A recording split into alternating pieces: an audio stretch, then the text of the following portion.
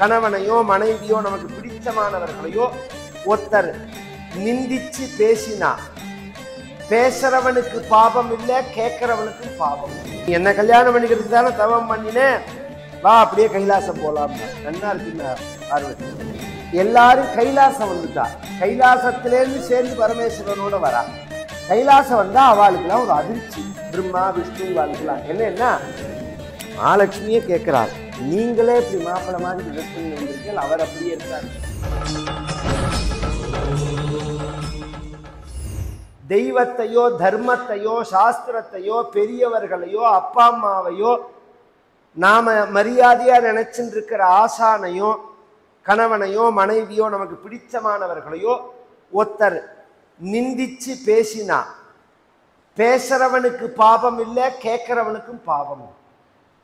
ஸ்ருணோதி தஸ்மாதபியஸ். இப்ப நான் கதை சொல்றேன், நீங்க கேட்கிறேன். அடிப்படை நம்பிக்கை என்ன? புண்ணியம்னு தான் வரேன். அதுக்கு மேல உள்ளதெல்லாம் அடுத்த விஷயம். நான் சொன்னதை கேட்டா புண்ணியம் அப்படின்னு நினைச்சிருந்தானே வரேன். எப்ப நல்ல விஷயத்தை சொன்னா கேட்டா புண்ணியமோ அது மாதிரி தப்பா பேசினா கேட்டா பாவம் உண்டா? கிடையாது. அவன் என்ன தெய்வம் இல்லைன்னு ஒரு மீட்டிங் நடக்கிறதுனா அவன் என்ன பேசுறான்னு கேட்டுட்டு வரேன்னு போனா கூட பாவம் தான். நமக்கு என்ன சம்பந்தம் இல்லை. அதை கேட்க கூட கூடாது. இவர் கழுத்தை பிடிச்சி தள்ளு அப்படின்னு சொல்ல, அப்புறம் சிவபெருமான் தன் ரூபத்தை காமிக்க, இது என்ன விளையாட்டுன்னா, நீ என்ன கல்யாணம் பண்ணிக்கிறதுக்கு தானே தவம் பண்ணினேன், வா அப்படியே கைலாசம் போலாம்னா. நன்னா இருக்குன்னா பார்வதி. அது முறையா சாஸ்திர முறைப்படி தான் நீங்கள் என்ன கல்யாணம் பண்ணிக்கணும், சாஸ்திர முறைப்படி தான். அப்படின்னா இப்போ நான் சொன்ன பாருங்க, பொண்ணு கேட்கறதுலேருந்து ஆரம்பிக்கிறது தான் சாஸ்திரம்.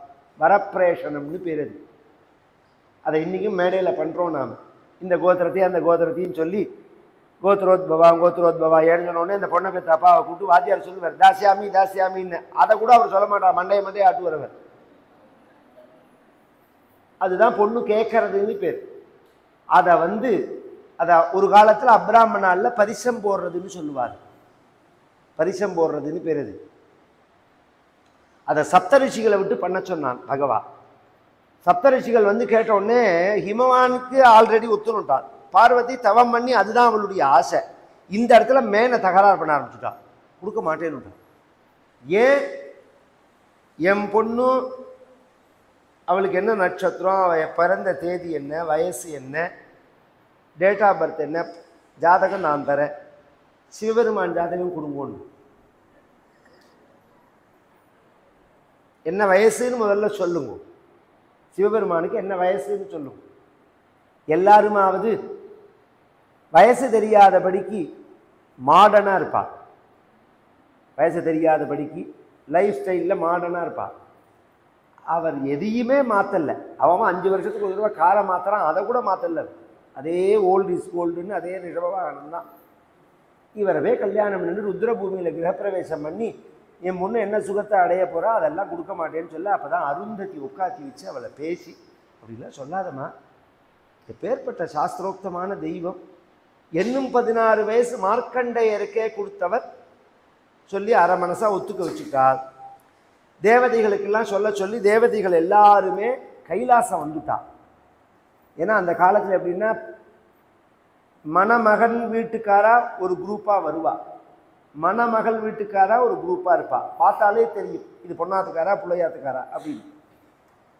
இப்போதான் எவன் வரான் யார் எந்த இதுன்னே புரியல. எல்லாரும் கைலாசம் வந்துட்டா.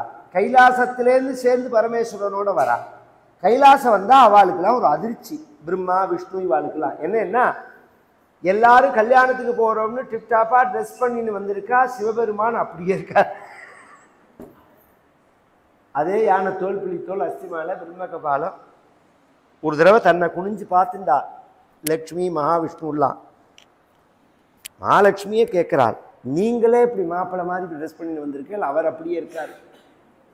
சில கல்யாணத்துக்கு போனால் இந்த கல்யாண பொண்ணை காட்டிலும் கல்யாண பொண்ணோட அம்மா ரொம்ப நல்லா ட்ரெஸ் பண்ணி நிற்பா. அது மாதிரி இருக்குது இது பார்க்கறதுக்கு. இதில் யார் பொண்ணுன்னே புரியலையே. நீங்கள் பொண்ணா அவர் பொண்ணா மாப்பிள்ளையா? அவர் அப்படியே இருக்காரு, அவரை ட்ரெஸ் பண்ணிக்க சொல்லுங்க. யார் சொல்கிறது? சிவபெருமானை போய் ஆர்டர் யார் பண்ண முடியும்? இப்போதான் சொன்னேன் ஆர்டர் பண்ண முடியாது, ரெக்வஸ்ட்டாக ஒன்று பண்ணலாம், விஷ்ணு மட்டும்தான் அதை பண்ணலாம். அதனால் அவர் என்ன பண்ணார், தன் கழுத்துலேருந்து ஒரு சங்கிலியை கட்டி இப்படி வச்சார் சிவபெருமானுக்கு முன்னாடி. ரெடியா எல்லாரும் கல்யாணத்துக்கு போகலாமா? போகலாம். சங்கிலியை கட்டி வச்சோன்னா என்னன்னா, இங்கே ரொம்ப நன்னா இருக்கேன், இந்த சங்கிலியை போட்டுனா இன்னும் நன்னா இருப்பேன். மேலும் இது போன்ற சிறப்பான நிகழ்ச்சிகளை காண இப்போவே லைக் பண்ணுங்க, ஷேர் பண்ணுங்க, மறக்காம சப்ஸ்கிரைப் பண்ணுங்க.